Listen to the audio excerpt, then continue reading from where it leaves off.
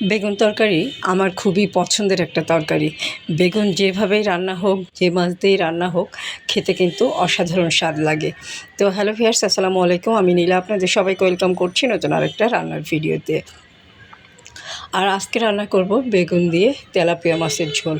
তো প্রথমে আমি মাছটা ভেজে নিয়েছি, এখন বেগুনটাও লবণ হলুদ মাখিয়ে ভালো করে ভেজে নেব কেটে নেওয়া আলুগুলো, এটাও লবণ হলুদ দিয়ে একটু ভাজা করে নিব।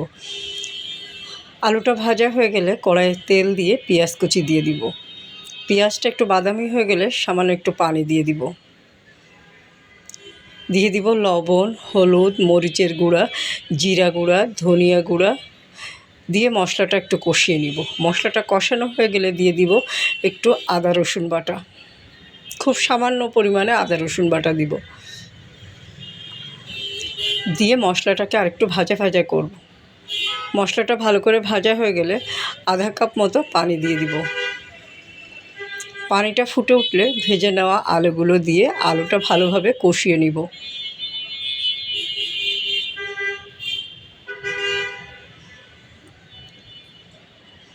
আলুটা খুব ভালো করে কষানো হয়ে গেলে পরিমাণ মতো ঝোলের পানি দিয়ে দিব।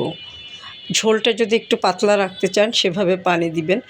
আর আমি মোটামুটি ঝোল রাখবো, একটু মাছ তরকারি একটু ঝোল ঝোল খেতেই আমার ভালো লাগে।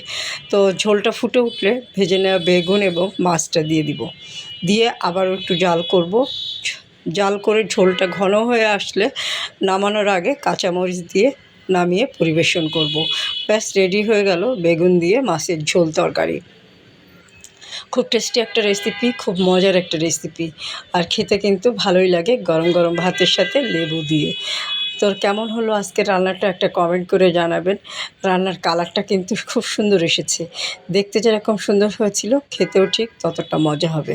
কারা কারা এইভাবে রান্না করেন একটু কমেন্টে জানাবেন। যারা এভাবে রান্না করেন না বা ভিন্নভাবে রান্না করেন সেটাও একটু কমেন্টে জানাতে পারেন। তো ভালো থাকবেন, সুস্থ থাকবেন এবং আমার পেজের সাথে থাকবেন। আল্লাহ হাফেজ, আসসালামু আলাইকুম।